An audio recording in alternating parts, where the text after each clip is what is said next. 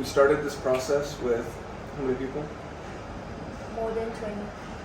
Yeah, the first day there was more. Yeah. Then the first day, some people I think were confused. They didn't come day two. And then we had to let some people go for not doing their work. We had to strengthen our system. There was a little bit of a culture that got weak, so we got the bad eggs out. This is what happens with any good boot camp. Any boot camp which starts with a bunch of people and has the same amount of people wasn't a good boot camp. They didn't test people. They didn't try to find powerful people who learn and grow. So that's cool. And I think now, one new hack that I just got, which is really insane. You guys are familiar with GIFs? You know, like the little animations you use when you're texting? I just figured out how to hack that completely. So I've been doing this as like a service a little bit for companies. I sell it. They get views on GIFs. They pay me based on how many views they get. If I get them 1 million views, they pay $500 for that. Then we decided to test. This is so funny. So one client's called U.com. You've probably seen my shirt. I have one that's U.com shirt. We were testing on it. Can we just rank these GIFs on different search terms? Can we do SEO? You type in KFC on Giphy right now. U.com is the #1 GIF. It's just like for KFC. But that is just because the developer who I put on it is a little, he's definitely on the spectrum. He likes to have a little fun. He's trying to rank now a GIF of me eating KFC #1 when you search KFC. And he will do it. I will be the #1 person when you type in KFC. It will be me eating KFC. Now this is something which is really interesting because, when you're at the top of any of these ranks, it gets millions of views every single day for each thing.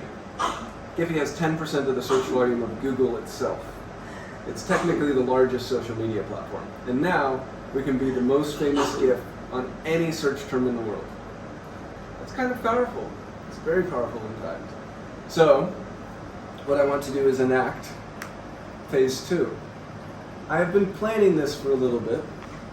I've been planning for a long time. And things are starting to take shape well. So, here's where we're going. This Viral University stuff we've been testing, I sort of call story hacking. Okay? So, this is on mymainquest.com for any people out there who just want to go get the full inside scoop. But basically the idea is a good story with a relentless storyteller will eventually reach its target. If you are on the internet today, you can make engaging content and you have a cool enough story, and you do it every day, you make a new update, then you will eventually get there. You might need to make a ton of videos and it might grow slowly, but things eventually pop off, especially while they get more interesting and it makes people listen. Certain stuff makes people listen. This GIF stuff will make people listen. Because when they go on Giphy and they search that term, they'll be like, holy shit, this guy really is at the top of KFC. And then I can make myself the most famous face on the internet if I want. That could be something where I just blast it on all the different search terms. I'm the main GIF on everywhere. I think it could go up to 1 billion views pretty quickly. The meta level storytelling is key here though. It won't really matter if my face is on all these different GIFs. Maybe a few people will recognize, oh, I saw this face. But if they connect it, if I'm telling the story of, I'm gonna make myself the most famous face on the internet. This is day 1. And then each day we post updates of how many views that is. Then it's gonna be somewhat like I'm imagining a progress bar. I say, here's the update, so I can show a dashboard. People love big numbers. So part of the story hacking is showing big numbers. It's like, hey, watch this. Here's an example of big numbers. For U.com, this past month, we did 158 million views. Yesterday, 4.5 million. So what I'm imagining is each day we get the update, and I say, this team is helping me make GIFs of me until we get 8 billion views, one for every person on the planet. and then we have a progress bar. And each day, we say plus 4.5 million, and it sort of goes into the progress bar. And so this thing itself becomes this very compounding thing, where more people watch it, more people look up the GIFs. We then each video ask people, here's the new GIF today, go share it with your friends. We make funny GIFs, we take the top rank on hashtag meme. We make the moon party memes heavy, because that one's one of the more fun ones of like, we're throwing a party on the moon, first we're gonna let everyone know about it. And that kickstarts the YouTube journey extra hard. So, and then obviously there's, the rabbit hole goes much deeper with the stuff we're working on with the AI stuff. I see that you are now not doing work and you're listening to me talk about this stuff because you see, we already have a new follower for the Giphy story. Just like that. So, that is part of what I was sort of already planning. I wrote about it here. Let me show you. What no one has done. This story hacking, a lot of people have done. In fact, someone did it, and in 66 days, after day one of trying to give Elon Musk a hug, they started going mad viral. 7 million views, 6 million views, 5 million views on YouTube Shorts, until the day they gave him a hug. Now after that, then they went 600k views, 100k views, 50k views. Once the challenge was over, it died. Because everyone's story hacking, they hit their flag post and the story's over. Which is why I thought to myself, let me build not just a story that leads to one flagpole, but a bunch of different flags. So stories that lead to one much bigger story. So first, I fly to India. That story's already done. Next, hire a videographer. That flag we can make green now. Next, rent a school as a startup or creators headquarters. That didn't end up happening. I ended up partnering with Pillai College. So that flagpole's basically done. Meet Beer Biceps, the Mr. Beast of India. That one we still need to do. Bring 1 billion views to our ecosystem through Giphy. This is our flagpole now. This is where we can start the story hacking.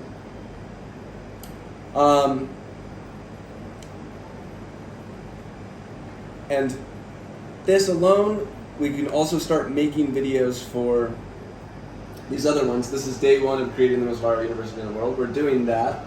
That's in progress. Create the most viral app in the world. Those apps are on the store. They're getting more downloads. And I actually have a call today with let me check what time that call is at. Don't want to miss this one. This guy running one of the biggest non-profits for, what's tomorrow? Mark Fadal, CEO of, his email here is AI for Forensics. Similar to Humane Tech, but basically on creating good algorithms for the world. How misaligned algorithms are really one of the biggest problems we have. If you really think of humanity in general as its own organism, which it is, we're all cells in a bigger organism, just like we're made up of cells which play their different parts and roles. Media, social media specifically, is like the nervous system. It signals to our global body on how things are running, because it's information, which is how we change our identity, which is our cell function. So what are we doing? How do we think about the world? How do we think about other cells? And so our nervous system right now is corrupted by these algorithms which try to make our cells as weak as possible.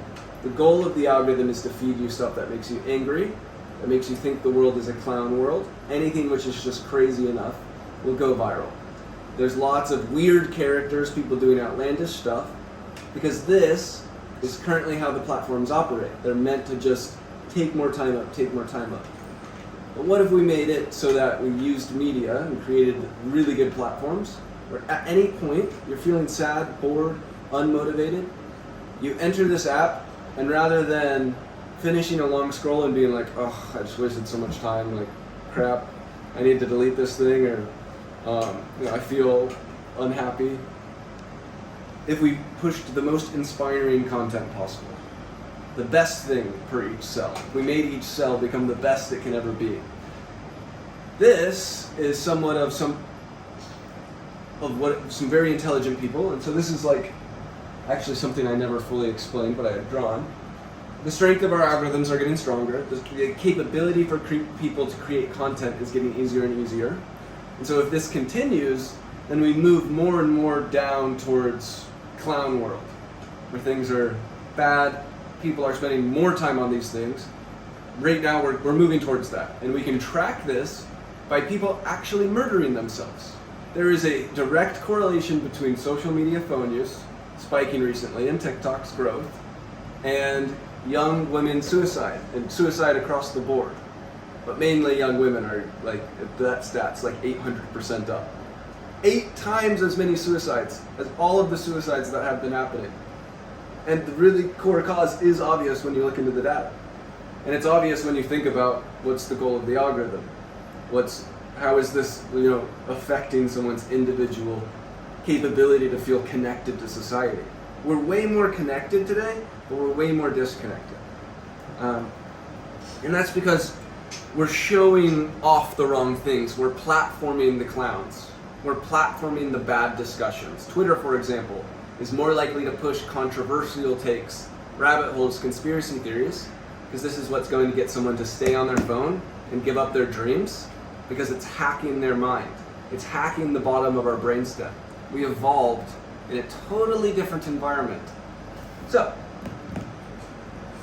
hopefully, we can make the switch. And that's why this story, wow, we're throwing a party on the moon, part of it is just we need to make sure humanity doesn't fail. Lots of civilizations have fallen. Now the world is basically one bigger civilization because we're finally all interconnected. And there's lots of talk about how there's a super intelligence coming. If you watch Terminator or any of these AI shows, lots of them show how, well, when you create a super intelligent being, something which is far smarter than humans, which is happening across the board through more and more different things. We've continued to say, oh, AI will never beat someone at chess. Now Othello was the next thing, which is a very hard Chinese game. Destroyed someone 2 years later. And then people were like, oh, well, it'll never do art. It'll never be able to create poems. This creative human aspect it'll never do. Well, what just happened this year, and what is continuing to happen. People are waking up to the fact that, yes, we are creating something more intelligent than us. And one of the biggest world problems being discussed is called AI alignment. While I'm talking about this stuff, by the way, let me know if anything doesn't register or you have a question. Because I have thought about this stuff so much, sometimes I miss when, I go quick over something and it was like, oh wait, like what was that? So this problem of when we create a very, very intelligent thing and we give it a goal, and that goal being misaligned with human interests, is one of the things where there's tons and tons of money go into AI safety, AI research. How do we align a super intelligence to humans? Because if it has any goal, and it's really, really good at that goal, few goals maintain where a human exists.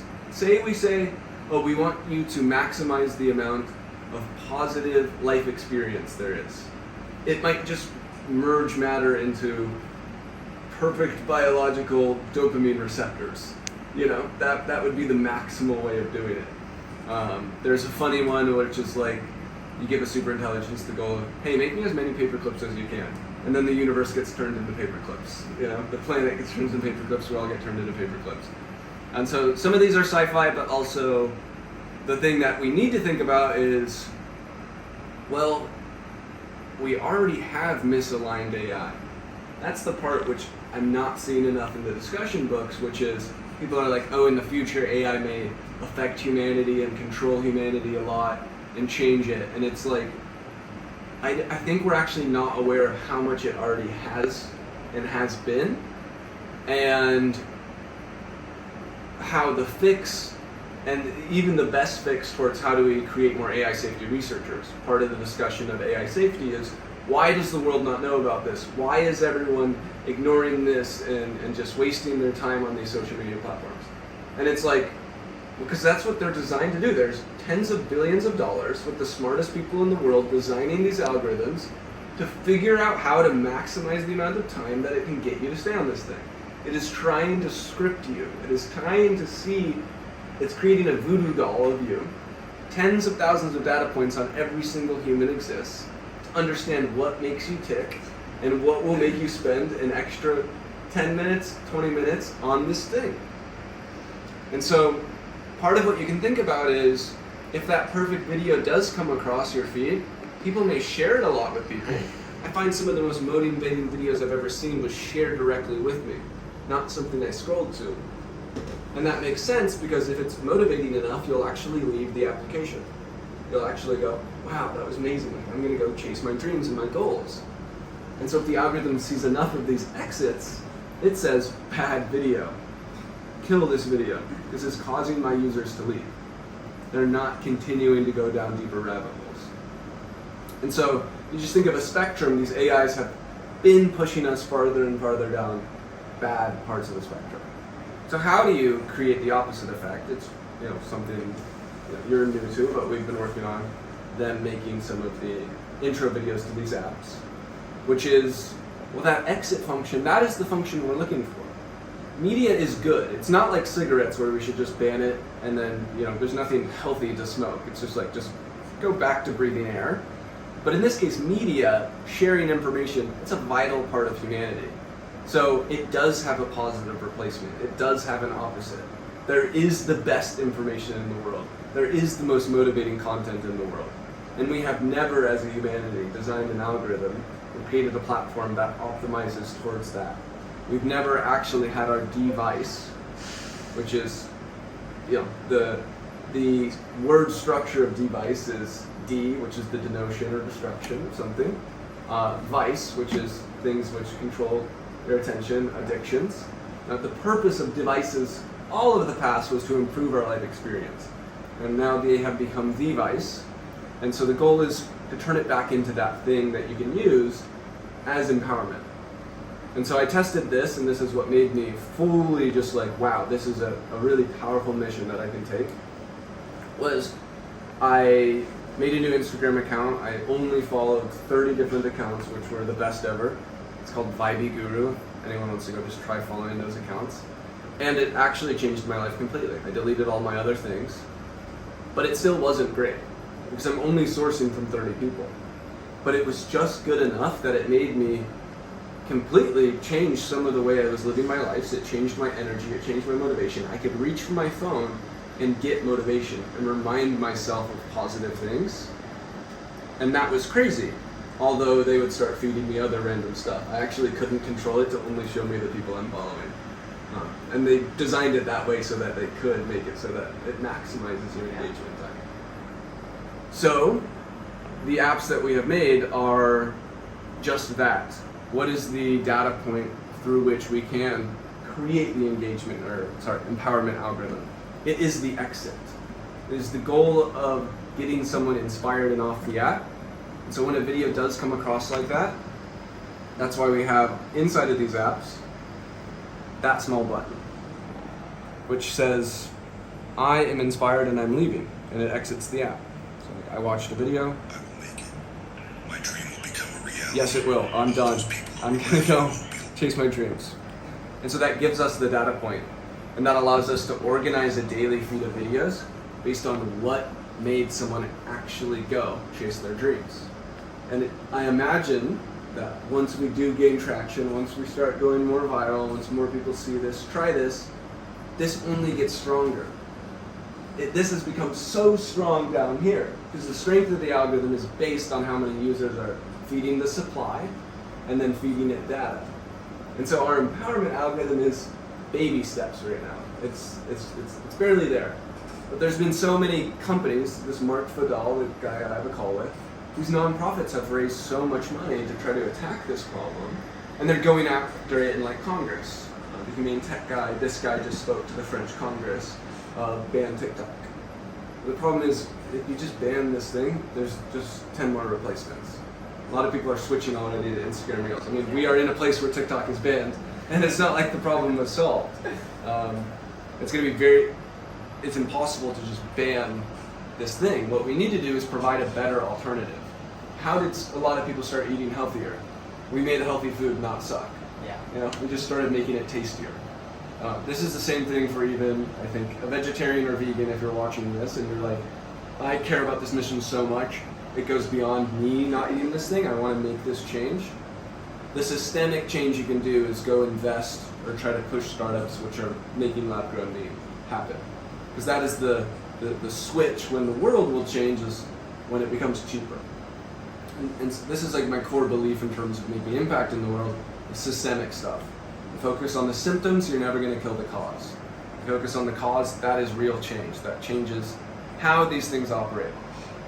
So, creating the most viral app in the world is something that is necessary for us as a humanity to even be excited enough to make it through this phase where we need to align AI, where we need more people to think about the world's problems, to help with the world's problems, because these problems are going to get stronger. There is, even 1 million scammers in the world. And this technology that we're creating, already they replicated someone's voice, called the mom, said, I've been kidnapped, and these parents send $1 million as ransom. They never had the daughter. They cloned her voice. So these scams are going to get way crazier. We need to do more upgrades. We need more people to look towards becoming their better selves, and then to creating a surplus within themselves of positivity and courage and capability to go help the world. We need to rebuild strong virtues. We need to rebuild meaning. And I think a lot of that we've had in the past was before we had hard science to explain exactly how weather works and explain how the universe was created. So we had stories that helped people, understand or believe in eternal value from their courage now. Because one thing we can also understand about humans is I, like everyone else, is operating based on what is the reward for something versus what is the risk. That is a fundamental piece of how our brain is calculating things. So religion has this major piece, and this idea of eternal fulfillment, this idea of getting some long-term reward, because it helps you increase the amount of expected reward you're seeing from courage, from virtue, from all of these actions. And I think now we can look towards not explaining it by it being created somewhere else, here or there, but it truly is something where we're advancing in biology so fast. We literally just decoded the human genome.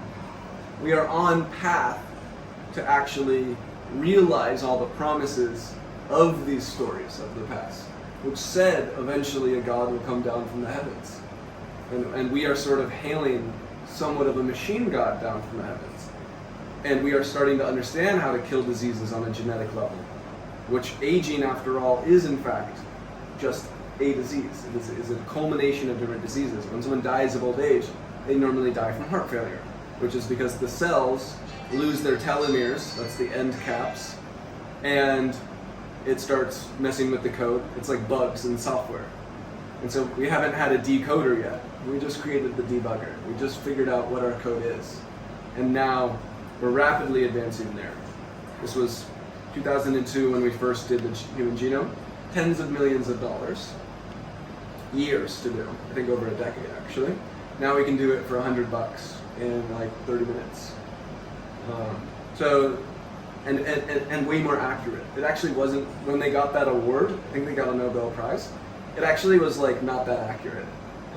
They had to overlap stuff. And it's only really valuable data if it's very accurate.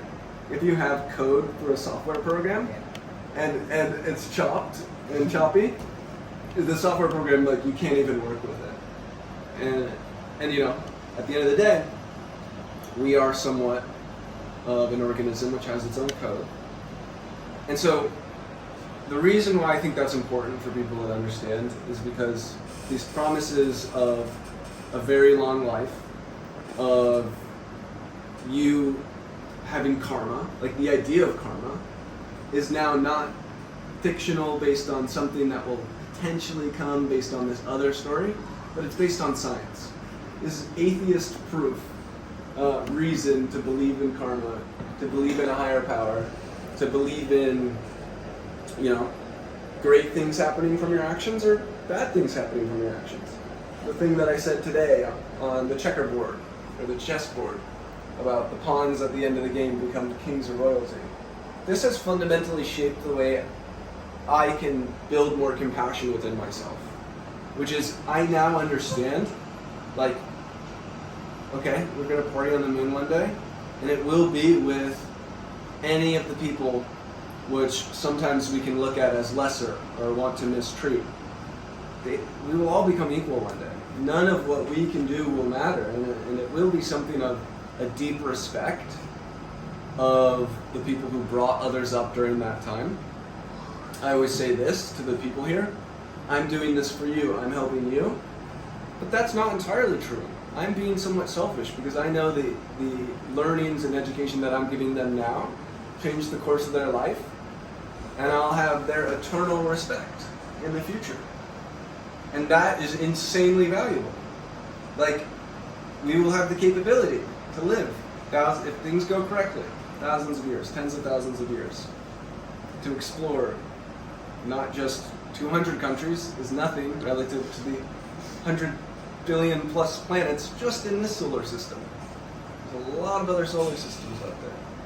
And so I think when you take this just deeper perspective, it's very, very powerful. And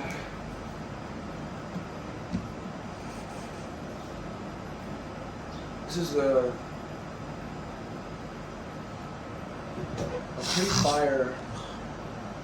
pretty fire narrative. The Giphy thing really helps our narrative. Just like rip. It's a lot of leverage. You know? So what I was thinking, in order to take advantage of this, to bring this back towards me asking who's still left here in the Biouniversity. Woo! What I'd like to do is double the stipend for whoever of the 6 that I mentioned is willing to stay, as like, okay, we're moving towards, hopefully you do well now, then at the end of the internship, you're going to do a job too, and have it be 12 to 8. Double stipend, double time. I want to start creating some of these videos of what I explained here. I guess this video we will use as somewhat of a magnet onboarding sequence. One thing that I realized I needed to do better was, I wrote that like executive assistant form thing and said, hey, here's some cool YouTube videos to watch. Here's some of the stuff. I found myself repeating to people, yo, if you can find somebody on Google or you can get it done, even if it takes you 20 minutes, and it would take me only a couple minutes, do that thing. I do need to focus on the higher level stuff because I have a lot of other people to manage. And unless I focus on the highest level things, we fail. That's a part of it. We did that with the cash. Just figure it out. Figure it out. Figure it out. So the more that I think the expectations are set earlier on, and people can learn that, saves a lot of time. And also I want to attract really cool people who see the bigger mission, who have the bigger perspective. This can do a good job. Vinayak, you already have other videos to edit. So one thing that I just taught Nikhil was using Internshallah to do this recruiting stuff. I also showed him. We recorded these videos on Loom. I think one good thing that you could do is try being more content director style, where you can just do the first cut part, you can show people a sample, and you can organize the footage. And we can have remote other people who are like, this is crazy. We basically are do a mini create-a-thon for, this is what Nikhil ended up setting up. So we made a group chat for India Creatives Opportunity. And we sent out the task to make videos and well, let me just go to the media tab. What we had people compete on was the ending of our first YouTube video.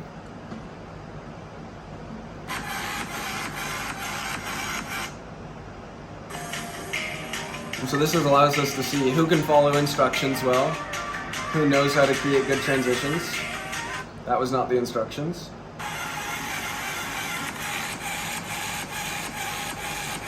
This one was very well done. He's now the new intern in the YouTube chat. That's Arsalan. Aslan, Yeah. So we hired him. He's actually in 11th grade. Oh, wow. Yeah. So he'll be great long term, you know? It's such a good way to hire to just hit 500 people up and then pick the best two. Like, you actually get someone really good.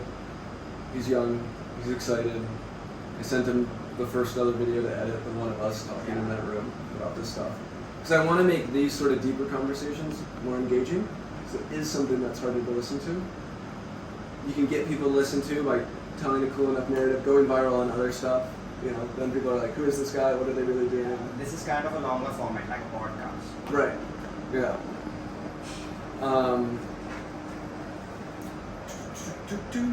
So, that'd be great for you.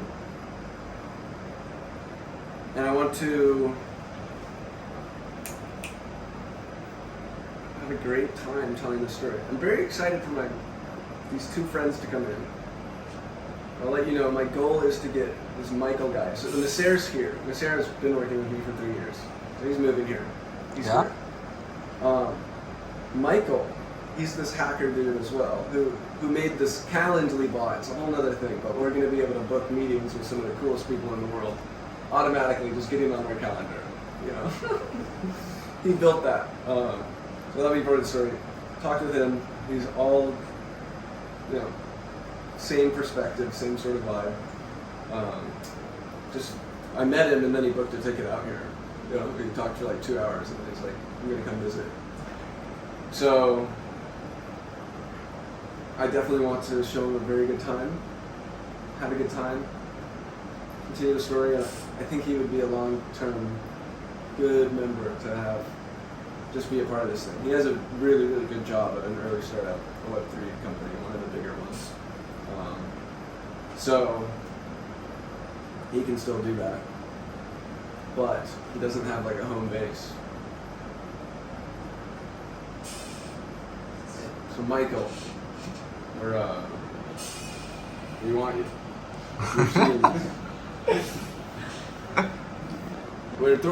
We need your help setting up the party.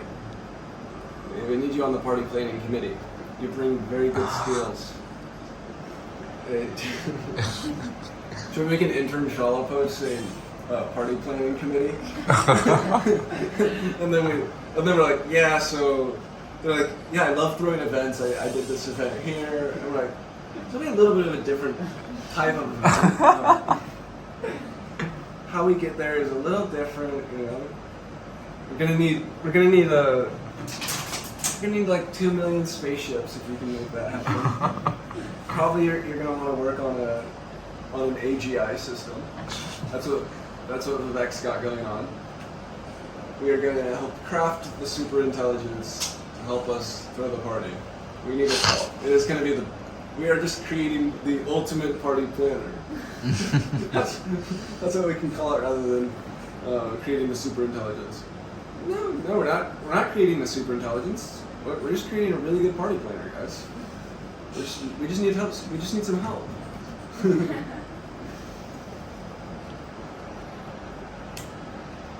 Any questions, comments, concerns? That we need to go to the hospital? Just checking. See? Good guy, huh?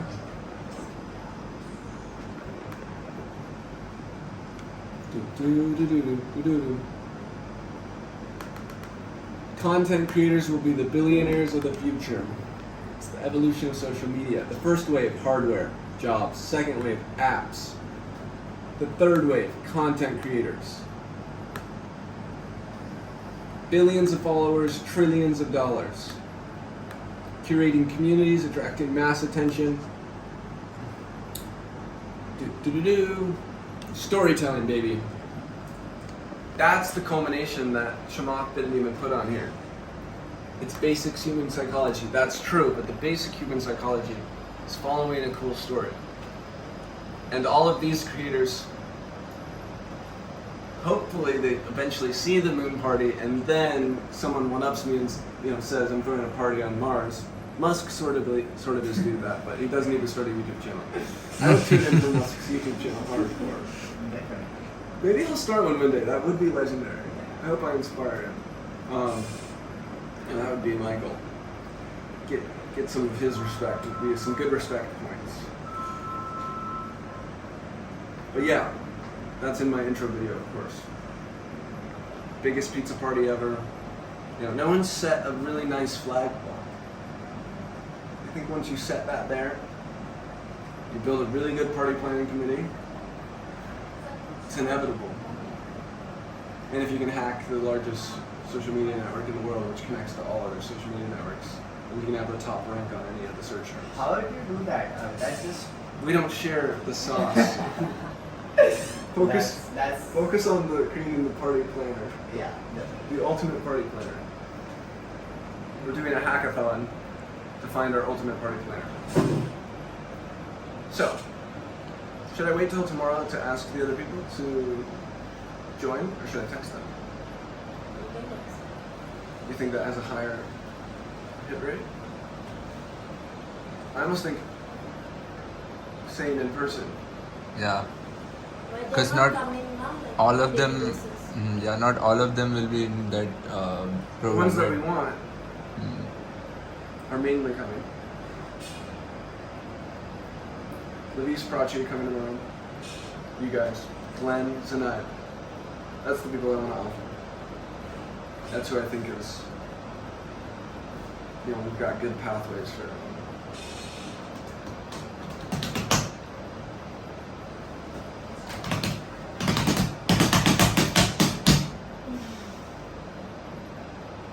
You have to turn the camera off. Wait. I always do need to figure out how to do exits.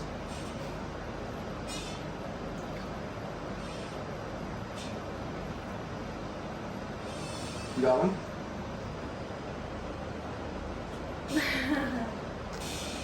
I got one. We will see you on the moon. Live long and prosper. No one's like co-opted this yet. You do know what this is from? No? You ever seen it? Can you do it? Damn. Not a part of the tribe. This is from, you've seen Star Trek? Star Trek. No. No? Spock. Spock, yeah. How's this? It means live long and prosper. I've started to do it when so many people ask me for photos. Whenever I go to like eat food, I always do this in the photos now. It's unique. I like to be unique. And it's a V. There's good vibes. Done? Yeah. I'll see